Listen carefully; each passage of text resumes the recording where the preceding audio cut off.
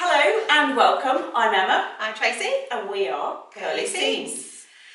A bit of a change of location yes, today. you might be mistaken for thinking that this is a cookery show, but it's not really. No, Emma's going to give me a lesson. Well, sort of. Sort of. So, Tracey's been trying to make sourdough with limited... I tried once and I was so defeated. Yes, not a huge amount of success. And I have been doing sourdough, but again, not always with great success. It is a little bit hit and miss. I tend to have one success and then one failure. But I made some dough yesterday that I've sort of split, and I've brought half of it over here for today, and I've left the other half at home in the fridge for later. Yeah.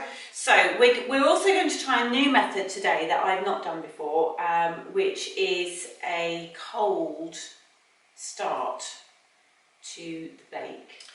See, I've never heard of this, because you always normally preheat the oven to the right temperature, don't you? And you usually preheat your because we're going to use a Dutch oven, so you normally preheat that as well, and then it goes back in the oven. But this method, the oven is off, the dish is cold. This is reasonably cold. It has travelled in the car for an hour, but it came straight out of the fridge. And so you put it all straight in, cold, put it in, and then turn the oven on, and then we're going to leave it for 55 minutes. Right. So we'll give it a go and see if it works. So now tip that out, and this is where it sticks. No, it's fine, but it's very flat, so I'm not quite sure if this is going to work or not. Have you got something that we can score it with? Have you got a knife? Yes. Just a sharp knife? Yes. That will do. Yes. So I'm just going to actually have a scoring knife. score it. Yeah, that's fine. Score it in a pattern like that, just straight to the top like so. And then we're going to put the lid on. And you want the temperature? I want 220 degrees Celsius. Right. And we're just going to pop it straight in. Okay. Right. Like that. Shut the oven door. Timer on. 55 minutes, and then we will see what it looks like when it comes out. I want to show them my apron. Can I show them my apron? Yeah, you can show you. Look, it says Tracey. Just in case you don't know who she is. Yeah, I made this when I was 12. I'm not telling you how old I am now. But it still fits. Yay! Did you make one when you were at school? No, we made night shirts. Oh, did you? We made night shirts. Right, yes. Right. So, because I'm probably a generation just before you, I suppose. Maybe school, a little bit. Yes, just a little bit. In the school. Because she's older than me, just in case. Yeah, just put it in. But certainly all the people I've been speaking to, they all made this. This is one of the first things. And of course, you had to do embroidery. Yes. And then you learnt various techniques, including your pocket, which amazingly has not come off. No. Can you believe that? That's good, isn't it? Yeah. It's my little pocket. So when I was 12.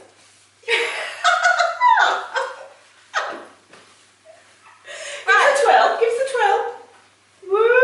Look at that. Don't you want one? You just want you one. do. And I do actually use it every day.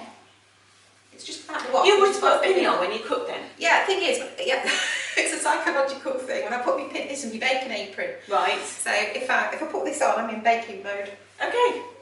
I've got one for sewing with as well. And right. then I'm in sewing mode then. It's like a uniform. Yeah. Yeah. Yeah. Can you see that? I can. Yeah. Absolutely. A bit weird like that. There we go.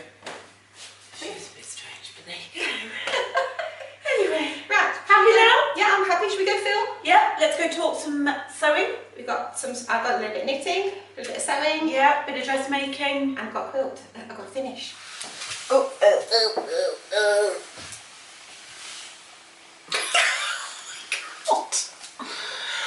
Okay. Right. Right. Well, we're now back into our normal Hold on. environment. I'm doing my nose. Sorry. I was in mid-spiel then, do you mind interrupting me? Sorry. Right. Okay. Right, so we're now back in the studio where we normally do our filming, and it's Friday the 6th of March. This is episode 16 of Curly Seams, and we are filming in Hampshire in the south of England. And it's gorgeous today. Sunshine. It's a little chilly, but the sun's out. It is. And we don't need quilts on our legs to keep us warm. Which is always bonus. So this is a quilting, knitting and sewing podcast if you are visiting for the first time. Every so often we throw in something a little different, and today we opened episode 16 with a clip from my kitchen making a sourdough loaf, which Emma is teaching me how to make. My first one was a disaster, so hopefully this is going to be good. So, oh no, pressure! So stick around. So at some point during the episode, that's going to come out the oven and we can see what it's like. I've got great confidence. I think it's going to be good. I'm glad you have, because I'm not sure I have really. Anyway, if you are new to our podcast, welcome. It's so nice to have you with us. Thank you for joining us. If you like what you see, please do make sure that you give us a like below and that you also subscribe. And if you are returning to us yet again, then thank you. It's really nice to have you back again. What are we going to start with? I want to start with, because I am so pleased. I am so pleased. I actually have a finished object. A very nice one it is too. Yeah. Oh, it's lovely. So, if you've not seen it already, if you're on Instagram, there's been a lot of these knocking around. There has. Yeah. So Nicholas Ball has been doing the improv triangle sew along over the last, I want to say 4 weeks. Yeah, I think it's about a month, wasn't it, in total? Yeah. And I have not seen a bad quilt come out as a result of it. And there's been a lot of people doing it. There's some beautiful examples. So do look at the hashtag. It is in the improv triangle sew along. I believe that's it. But make sure you get the right hashtag down below, because check the description box down below, because I don't remember everything, but it is always there afterwards. Yeah, we try and get it in afterwards, yeah. So Nicholas he wrote this book last year. It came out last year, which is Inspiring Improv, and it's a fabulous book. It really is nice, but this particular quilt is sections of it are in the book, but he's taken you through it step by step during the sew along, so he's held your hand all the way through. And as I said, there's not been a bad quilt come out. No. So no, and I think it's all still on his stories. You can still get it. It's all in his stories. So if you want to do it, you can still do it. So, but it's a fabulous way of just letting go. You don't need to do anything precise. It's just improv. It's completely improvisational. You don't need to really worry. So it's been really good. I've really enjoyed it, and so much so I was so sort of heated up by it. I just wanted to finish it, and it's finished. Have you done it? Really it's lovely. So the quilt itself, I did a faced binding, so I'll turn that over so you can see. So I've not done a traditional binding, I did a face binding on this, because I thought with it being a little bit more modern, a bit more modern, I did that, and then, so I'm very pleased with the way it looks actually. The quilting, did you just, is it a digitised one, or did you do it completely random, or? I designed the pattern, and I did digitise it. Oh. So it is a pantograph, believe it or not. Oh. So it's a spiralling triangle. So it's coming in with lots of spirals coming in a triangle formation, but then I've overlapped it. Right. So you get this. We'll try to get close. We'll get some close-up photos. It looks the texture is beautiful. It's I really love lovely. the texture. Yeah, it's really nice. And it quilted out really quickly actually. So, but nice. it is a pattern that you could do with a walking foot on a domestic machine as well. Okay. So, do you know, because I have the long arm, I just do everything on the long arm, and because I like digitising, it just fitted into what I wanted to do. So there wasn't anything about this quilt I didn't like. So this is completely unique then, isn't it? This is a one-off. Yeah, well, I suppose it is. Isn't it? I suppose it is. I mean, the pattern. I mean, there is no pattern. There is no pattern. Yeah. I mean, you've done it. You do it all yourself. I mean, I have to say, all credit has to go to Nicholas Ball for, you know, the initiative in terms of the technique, I suppose. Yeah. And just the fact that he inspired everyone to do it. Yeah. Because I wouldn't have done it otherwise. Yeah. So, no, it's brilliant. Yeah, very, very nice. Very pleased with it overall. So yes, I finished. So, thank you. no, it's always good to have a finish, isn't it? You feel good when you have a finish. Yes. Don't get that feeling very often. What have you finished? So I haven't got a finish. No, that's not true. I have got a little finish. So I've been playing this week with the walking foot. You've been talking about this design that you could do on the walking foot. So I've been playing a little bit with my walking foot just doing some, now I would say a tessellating design, but I'm not sure if that's the correct term. No, I think it is, yeah. I think it's tessellating, yeah. So this is all done on the walking foot, and the only thing that's measured out is the grid that you initially start with. It's a very, very easy technique, and I guess a great result, I think. It's fabulous. Yeah. So did you actually mark where you're going, or just use your No. foot? You walk So I to marked help my you? grid, Yeah. the outside here, and this, and then no, the rest of it is all done. It's all done sort of completely random and free.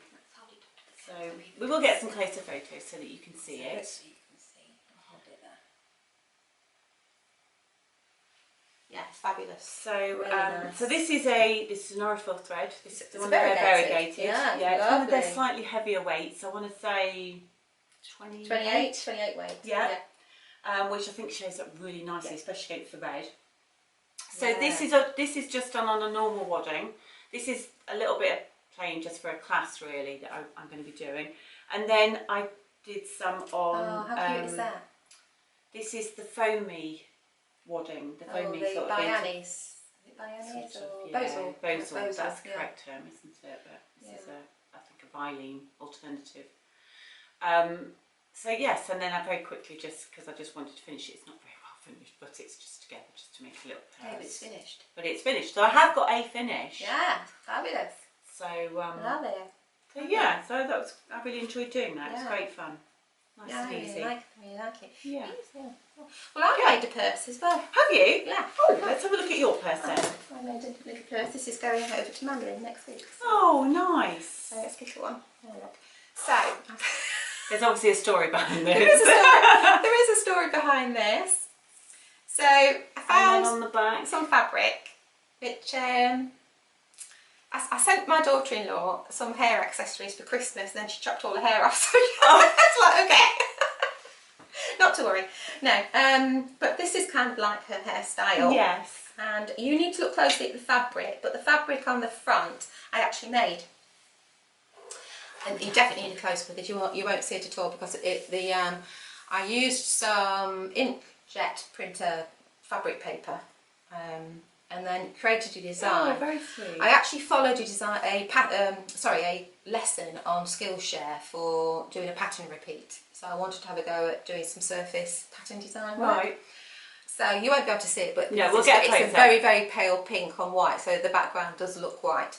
But on there I've got little hair type related icons, so there's a hair dryer and a brush and a mirror and a bow and that kind of thing. Yeah.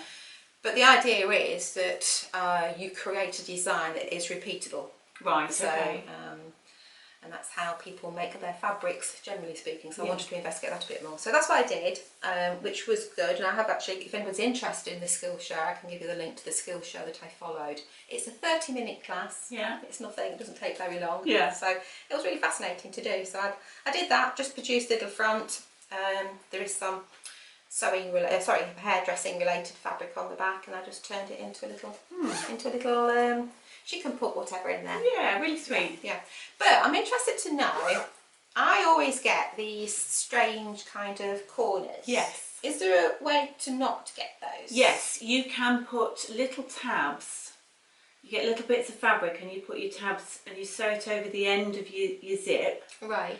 And then when you sew your sides, you actually sew the sides but not through the tab. Okay. And then it sort of pokes out. Oh, you get a flatter. And you get a flatter top to the top of your bag. Right. I think there are tutorials out there. I think if you Google zipper tab pouches or something like that. Right. I think there are some out there. Right. Do you have any other finishes?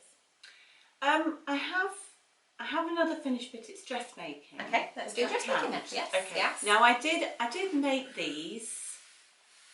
I did make these last year. Right. But it took me until Christmas to get them finished. Okay. So I have, now you can see all the loose threads on it now as well. I like wearing pyjamas in bed, and I love pyjamas, but I don't like it when they ride up your leg.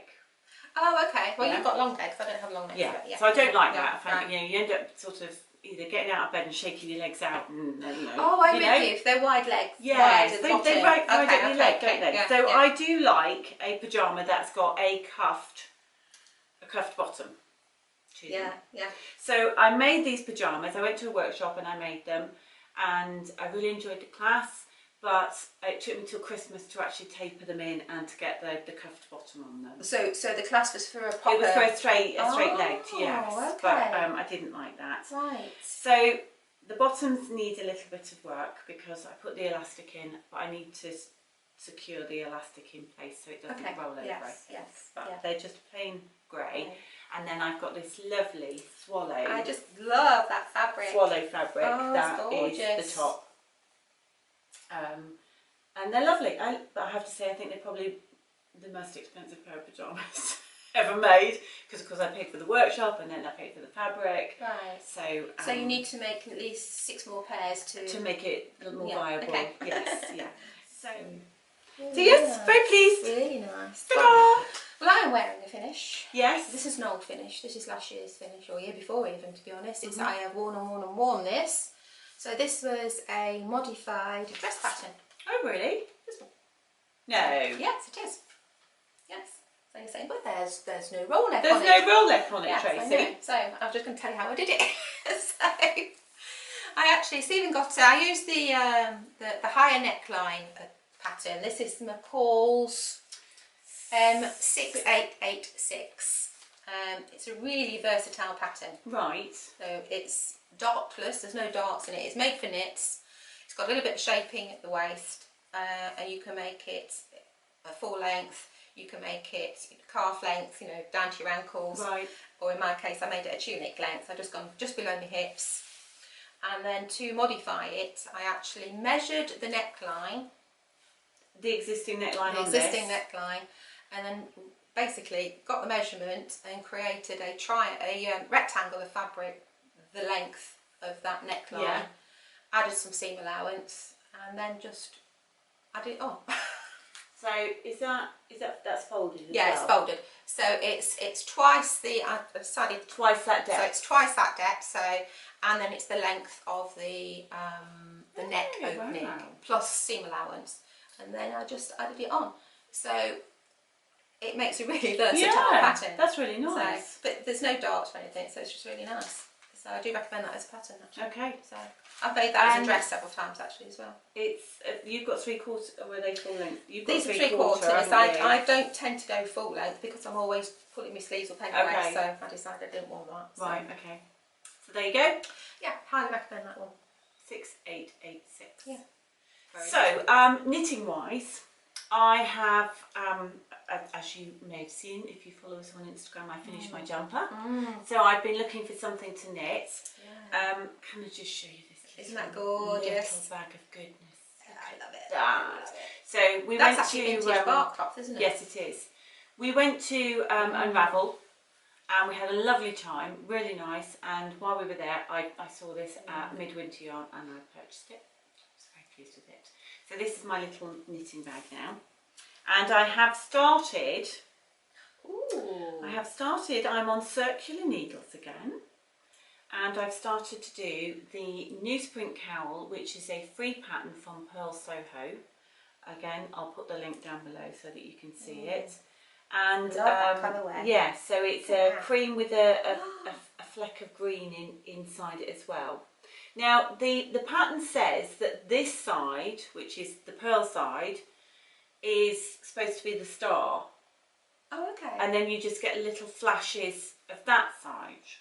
Now I actually prefer that. Do you? But you're going to get to see both it anyway. It's a very easy knit. That's all there is to it. You just knit. It is just knit. Yeah, it's just knit. So it's the sort of thing I can just sit in front of the telly and just knit. Right. So it's quite nice. So it's every other row that you're doing the So different colours. you're doing two rows in the cream and then one row in the green. Fabulous. I like easy knits, don't you? Yeah. Well, I wanted something nice and easy. So you don't have to think about it. Yeah. Now I'm going to stop here at this point because I think we're getting very close to the 50 minutes that the sourdough was supposed to be in the oven. Yeah. So I think we should go check. Okay. So and we'll come back. We'll come back. Okay, right, it's beeping. It's beeping. Moment of truth. Moment of truth. We're going to get it out of the oven and have a look and see what it looks like. Okay, right. Go for it. It smells. It does smell. So hopefully that's a good sign. Are you ready? Are you ready? Yes. Okay. Go for it.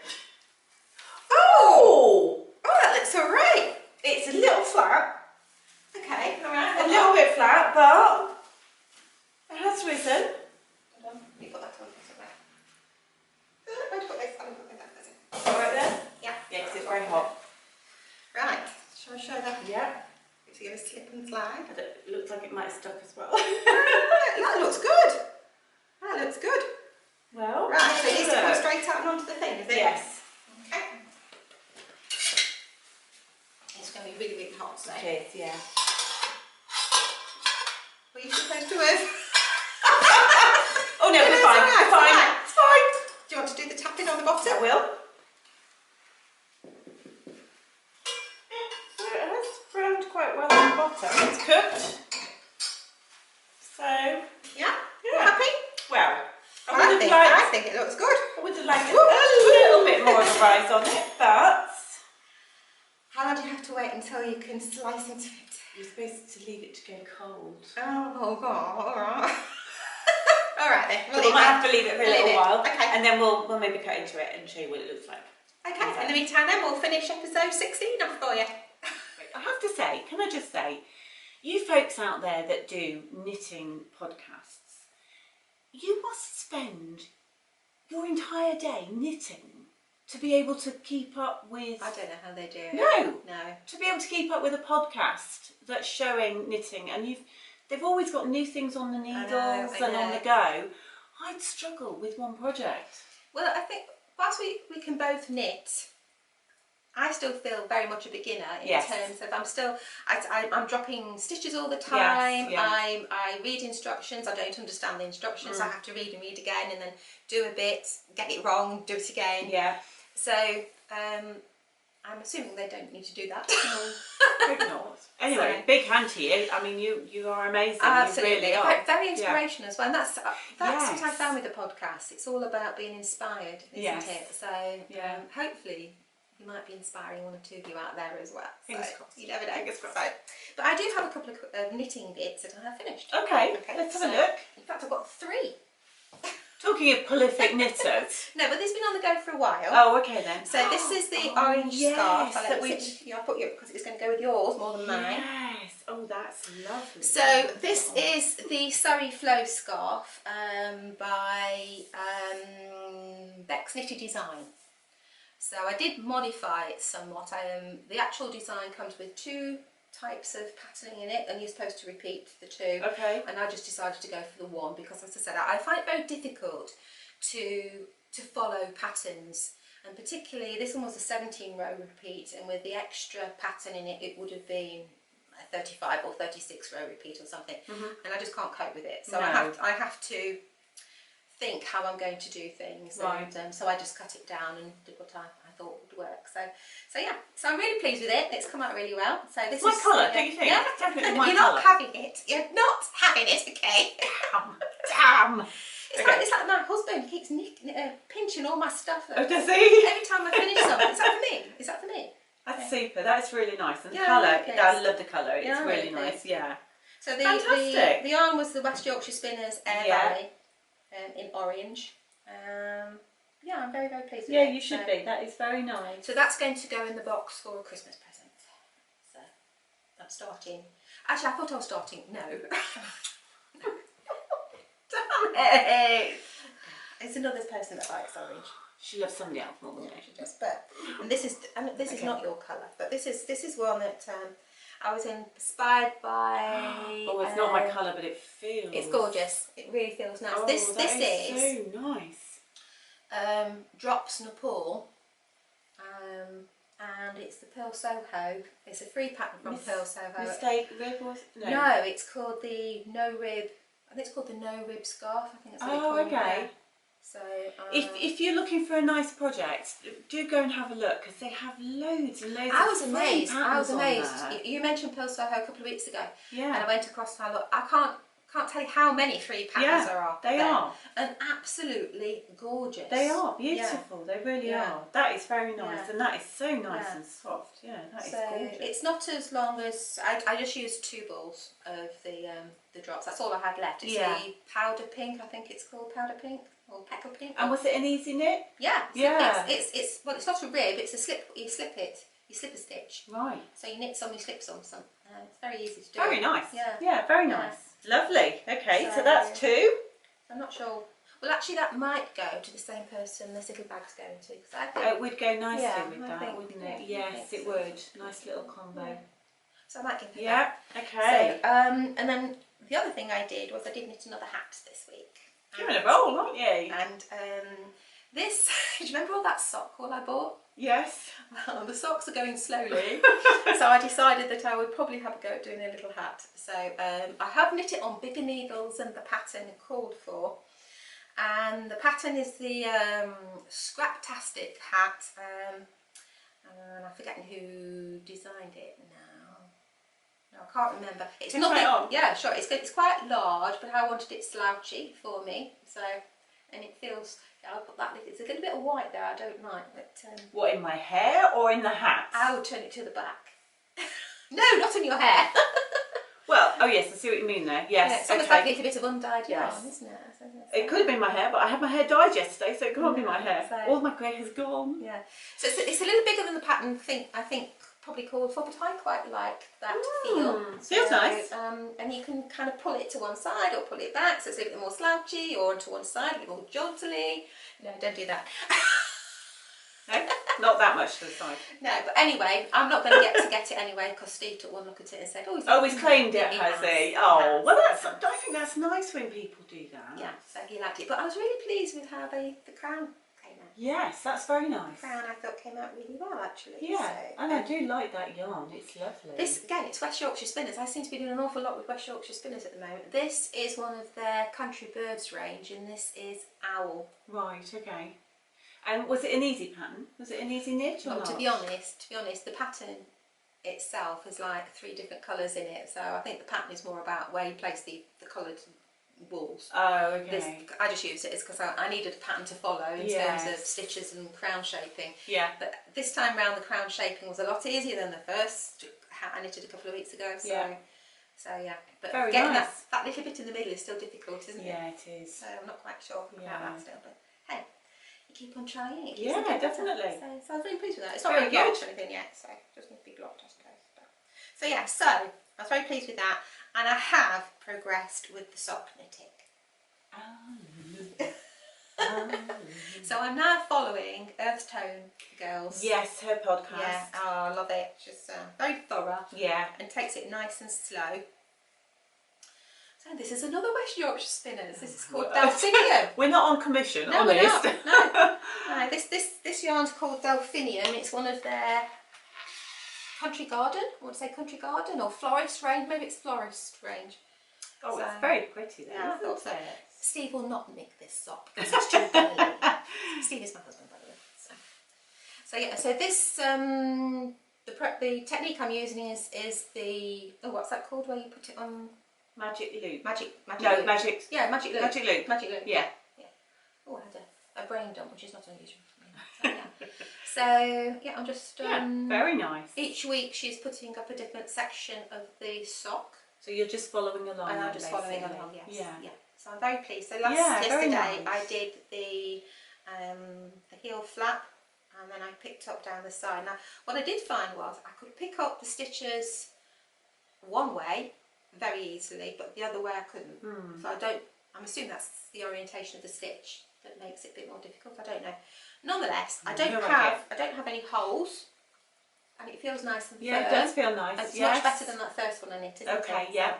So it is a little shorty sock. It's only going to be an ankle sock. Yeah. These are 2.25mm needles, and they are the Addy sock rockets. I think next time I'll finish these. I think they're going to be a little bit too snug for my foot because they're on it's a 64 count. You start with 64 stitches. Right. So either if I continue to use these needles, I think I need to go to 72 stitches, which is like the next common size up. So it's slightly bigger. Right. Or I go to 2.5mm needle and make it just that little bit looser. Yeah. So, but it is quite firm. But you don't want it too loose, though, do you? Because it's going to be it'll rub them, surely. I guess not. I don't know until I've made them. I don't really. No. So I'm just going to continue to make them. Okay. All right. Get the process right first. If they're too snug, then I'll find someone whose feet they fit. Yeah. So. Yeah, I'm enjoying Very that. nice. I'm Good. enjoying that now. Very good. So I'm getting there. Well done. So we hit a very, very special milestone for us this week. We were so excited this morning when we realised that we'd actually reached 100 subscribers. I know it's not a lot of subscribers. No, but it's a big thing for us, it's and we really, were really big for us. so pleased. Absolutely delighted. Really delighted. So yes, thank you everybody who's subscribed so far. We're really grateful that you've done that. So that's fantastic. Thank you. Yeah, it does. It means a lot to us. Doesn't It does. It does. Yes. Yeah. So yes, as a thank you for that, we're going to have a giveaway. Who doesn't like a giveaway? So as I say, we do quilt. We do. Yeah, that's my favourite saying actually. So we do. So we do quilt, we do knitting, and we do stitching. We do. And so what we've done, we're going to have a giveaway that includes all three of those. Yes. So 3 giveaways, not 1 giveaway, 3. Exactly. 3 giveaways. So we have, first up, for the quilt section, we have this lovely range of fat quarters that, as you can see, you could go away and make your own improv triangle quilt. Yeah, you can make your own version with that. Yeah. These fabrics are beautiful. Really enjoyed working with them. They are it's a Ugandan cotton. So it's made by a working cooperative, and the fabric itself is very different from a normal quilting cotton. Yeah. It's a little bit looser, has a look of linen about it. Yeah. But it stitches very similarly, if not nicer, than some of the quilting cottons I've used actually as well. So very pleased with that as a range of fabrics. So that's lovely. The colours, I just adore the colours. Yeah, they're fab, aren't they? So that's prize number 1. Number 1 for the quilters amongst you. Okay. Prize number 2. Have a guess. A West Yorkshire Spinners. It's another one. It's a 4-ply. It's one from the Country Birds range, and I believe this one is Peacock. Peacock. Oh, that's a nice name. Very nice. So that's for the knitters amongst you. And then the third and final giveaway prize is this McCalls pattern 6886, which we were talking about previously in the episode. Really versatile pattern. You can just make it your own. In order for you to win any one of these prizes, and there are going to be 3 prizes, as I said. 3 separate draws. 3 separate draws. So please comment below and just let us know whether you are a quilter and you'll get this prize, or if you are a knitter, in which case you'll get the West Yorkshire Spinners 4-ply Country Birds, or if you're a stitcher, then you'll get a copy of this McCalls M6886, is that correct? In the pattern size that you would like. In the pattern size that you would like. And thank you again! We're so pleased. Thank you. We will draw this, we're going to let this run for... until episode 18. So the prize will be drawn in, or winners will be notified in episode 18. So don't forget to comment below. So that's our little giveaway. I hope you take part. Do tell everybody, because we want as many people to take part as they can. Okay, I think that's us for this episode. Thank you so much for joining us. Again, we really appreciate you spending your time with us. If you do like what you've seen, then please feel free to give us a like and a subscribe down below. That would be wonderful. Yeah, until next time, I hope you all have a crafty couple of weeks, and we'll see you in episode 17. Take care. Bye.